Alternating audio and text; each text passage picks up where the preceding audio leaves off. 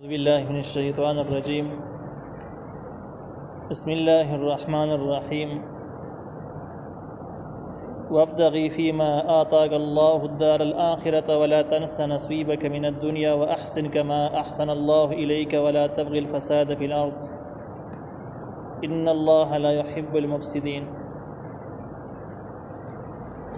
سورة القصص 77 نمبر آیات. په دې 77 نمبر آیات کې د قارون د واقعي باقی احوال ذکر کیږي چې کوم کې د موسی علیه السلام قوم دي تراغه دعوت ورلور نو کوم دعوت چې ورکړه دغه کوم خلاصه چې روانه و هغه کې یو خبردار جواب تغیفی ما آتاک الله الدار الاخره ته ولټه په هغه څه کې چې الله درکړي دي کور د آخرت کم مال دولت چې الله درکړل په دې باندې آخرت وګټه آخرت په حاصل کړه ولا تنسى نصيبك من الدنيا او تمير ويسخ پر د دنیا نه د دې آیات د ورسنه جملې یو مقصد دا هم کې دي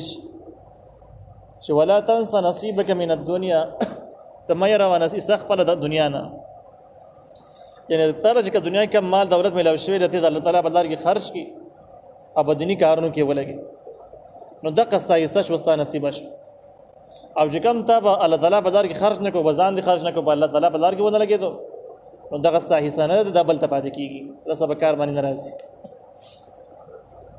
نو په دې صورت کې به ولا تنس نصیبک من الدنيا د بار د مخکینه جملې لپاره تاکید شي چې الله تعالی په درکړي مال کې اخرت ولټوا او اخرت چې لټې نو بس دغه مال کې ځنی حصہ د اخرت لپاره خرج کړه نه بس تا حصہ شي عام پښتو کې خلک داسې وایي چې کم شی دی الله تعالی په دار کې ورکو غستاش او چې کم دی الله تعالی په دار کې خرج نه کو غستا نه دی اس پښتو کې خلک داسې وایي نو په دې صورت کې به دا جمله د مخکینی لپاره تاکید شي د دې دویم مقصد دا چې ولا تنس نصیبک من الدنيا تمیر و یسخ پر د دنیا نه دی دا مطلب هم کې دیش کم چې معرب قرآن نقل کړی دی چې د الله تعالی په دار کې غوڼ مال هم خرج کوا خپل ځان ته هم پرې دا دومره څه دې پرې دا و چې ستا حصہ شي په دنیا کې ځان دې خوري کپڑے ما پړې دې برابرې سہولیات دې برابرې اولاد چې ته محتاج نش نو به دومره صورت کې ځان ته پرې دا او ولا تنس نصیبک من الدنيا دنیا خپل حصہ مې روا صد الله تعالی بدر کې ولګا وسه خپل ځان ته پاره پاتې کا دا مطلب یې هم دی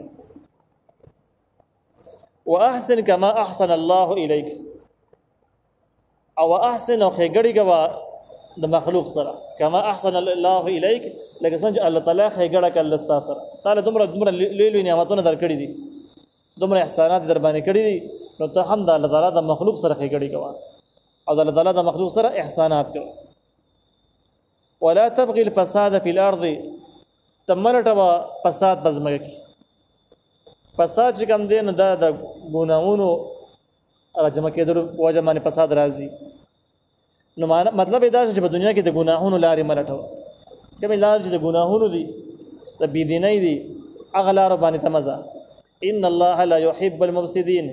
یقین الله تعالی محبت نه کوي دوران کارو خلکو سره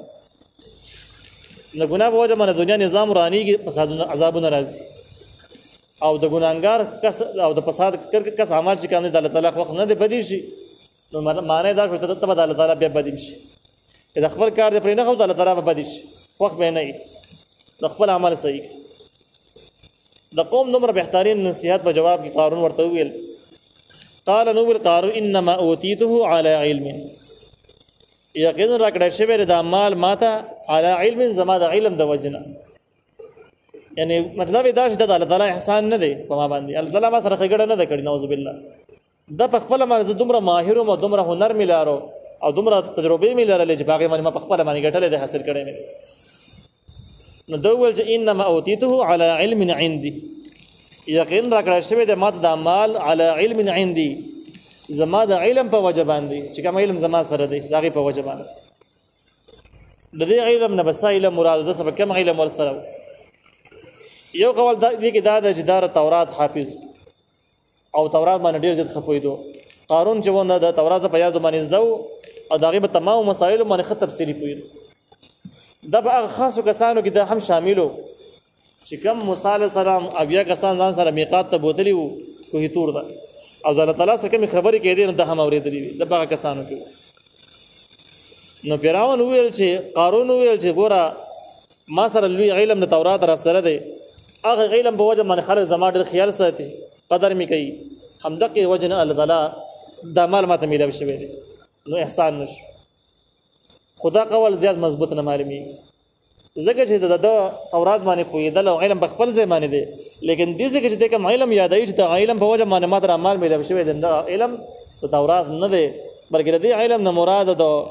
کار کسب هنر تجارت اقتصادیات او کوم مهارت چې هغه مراد دی چې زه په تجارت باندې پوهیږم، په هنر باندې پوهیږم، په کار کسب باندې پوهیږم،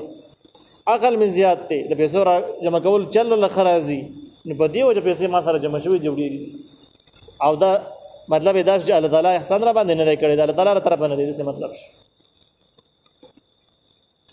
الله تعالی جواب کی اولم يعلم ان الله قد اهلك من قبله من القرون، یقین الله تعالی هلاک کړي دي دغه مخ کې ډېری پیړۍ، من هو اشد منه هغه سوچ ډېر سخت ولدنه قوت په طاقت کې،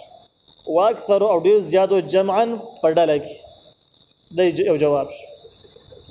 اصل کې د قارون د داوی چې دا ماته خپل علم او د خپل مهارت په وجه باندې مال میلاو شوی دی، د دې یو سیده ښکاره جواب دا دی چې دا کم مهارت او کم قابلیت چې ته یاد چې دغه په وجه باندې ما حاصل کړی دا مال، دغه مهارت او قابلیت چرته دا الله نه درکړي نو بیا مال الله درکو، بیا خبره شوله. دا جواب بیخي ښکاره واضح جواب دی. د دې جواب بیخي د وضاحت د وجه نه چې بیخي ښکاره جواب دی قرآن ذکر نه، ځکه چې سړی داسې معلومولی شي سړی وایي چې ما مال ګټلی دی، زما د هنر په وجه باندې دی، زما د تجربې په وجه باندې دی، او زما د عقل په وجه باندې دی، محنت په وجه باندې دی. جواب یې لنډ دا دی چې دغه عقل محنت او دغه هنر چېرته دا الله نه درکړي، لنډ جواب یې دغه دی. لیکن دغه جواب چې بیخي ښکاره او قرآن ذکر کوي، قرآن په بل انداز باندې بل جواب ذکر کوي. او هغه جواب دا دی چې اولم يعلم آیه نه پوهېږي ان الله قد اهلك من قبله من القرون، یقینا الله تعالی هلاک کړي د مخکې ډېرې پیړۍ، من هو اشد منه قوة واكثر جمعا هغه څوک چې ډېر زیات په طاقت کې ردنه او ډېر زیاتو په ډله کې ډله هم ډېره زیاته وه، د قارون نه مال هم ډېر زیات و، او بیا دغه خلک الله تعالی هلاک کړي دي. خلاصې دا شوله چې مال را جمع کول د هوښیارتیا علامه نه ده، دا چا د فضیلت د کمال علامه نه ده چې مال ورسره ډېر شو بس دا رسېدلی سړی شو، او دغه سړی چې کوم دی الله تعالی به هلاک کوي نو قهر او غضب به نه نازلېږي، الله به جهنم ته نه اچوي ځکه چې مال یې ورکړی دی هوښیار دی. نو دا خبره نه ده. مال را جمع کېدل او مالداره کېدل دا چا د عقلمندۍ او د هوښیارتیا دلیل نه شي کېدلی. نو په دې وجه باندې ډېر خلک د قانون نه مخکې داسې تېر شوي دي چې هغوی د هر څه لرل بیا هم هلاک شوي دي، بچ شوي نه دي. نو مطلب یې دا شو چې قارون که تا سره ډېر مال دی او ځان ډېر هوښیار سړی وي، خو ستا غوندې کې خلک هلاک شوي دي، ته به هم هلاکېږي، پاتې کېدی نه شي. ځکه مال را جمع کول او ډېرول دا د عقلمندۍ دلیل د سره دی نه. ته عقلمند نه یې، صبر چې دین سره د مخالفت روان دی، ته عقلمند سړی تصورېدی نه شي. ولا یسألو او تپوس نه کېږي عن ذنوبهم المجرمون د مجرمانو نه په باره د ګناهونو د هغې کې، د مجرمانو نه د ګناهونو په باره کې تپوس نه کېږي. آیا په دې خبره وایي دی نه پوهېدو څه مطلب شو؟ کوم خلک چې کافران دي او مجرمان خلک دي، کافرانو او مجرمانو نه په دې اعتبار سره تپوس نه کېږي د ګناهونو چې تا کړلی که نه دی کړی، چې الله ته پته ولګي چې دی کړی دی نه دی کړی، په دې اعتبار سره تپوس نه کېږي. بلکې کوم تپوس چې د مجرمانو نه کېږي هغه په دې اعتبار سره کېږي چې د خلکو په مخ کې ډېر ملامت شي، بېعزته شي، وشرمولی شي او مجرم ثابت شي. نو توبیخ او د زجر په خاطر باندې تپوس کېږي، لیکن په دې اعتبار سره تپوس نه کېږي چې یاره الله تعالی ته ګنې پته نه وي چې خبره یې چې کړی دی یا نه دی کړی. نو په دې ځای کې د جملې مطلب داسې شو ولا یسألو او تپوس به نه کېږي عن ذنوبهم المجرمون د مجرمانو نه په باره د ګناهونو د هغې کې، دې دپاره چې الله ته پته ولګي، داسې خبره نشته. خلاصې دا ده چې هر مجرم تفسیري احوال الله ته معلوم دي. نو چې کله معلوم دي نو په دې وجه الله تعالی د دې تپوس هم نه کوي چې ګنې ته ما خبر کړې څنګه چل شوی دی، خبرولو دپاره یې تپوس نه کوي. البته توبیخ دپاره، زجر دپاره، د رټلو دپاره به یې تپوس کېږي، خو د خبرولو دپاره تپوسونه دی نشته. فخرج علی قومه فی زینته، نو دا راووتو، د قارون راووتو خپل قوم کې، فی زینته په خپل شان شوکت سره، کوم آسونه چې و لښکرې وي او کومه قوره وه هغې برابر کړي وه او بس یو منځ ته راووت. قال الذين يريدون الحياة الدنيا نو ویل هغه کسانو چې اراده یې وه ژوند دنیا حرصناک خلک اگر چې دا مسلمانان و مؤمنان لیکن حرص یې ډېر غالب و د مال ډېر شوقیان. هغوی وویل یا لیت لنا ای افسوس دی زمونږ دپاره چې وی زمونږ دپاره مثل ما اوتي قارون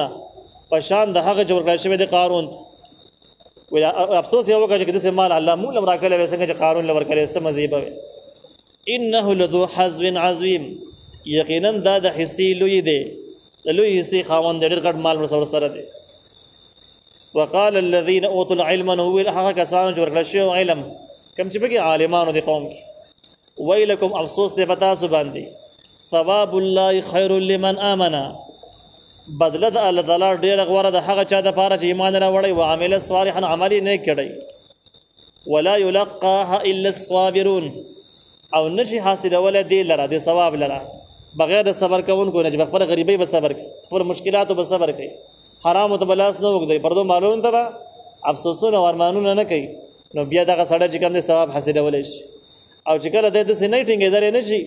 حرص یې زیات دی په خپل حال باندې صبر نه شي کولی پردو مالونو ته کړېږي او رنځېږي نو بیا داسې کس دغه ثوابونه حاصلولی هم نه شي.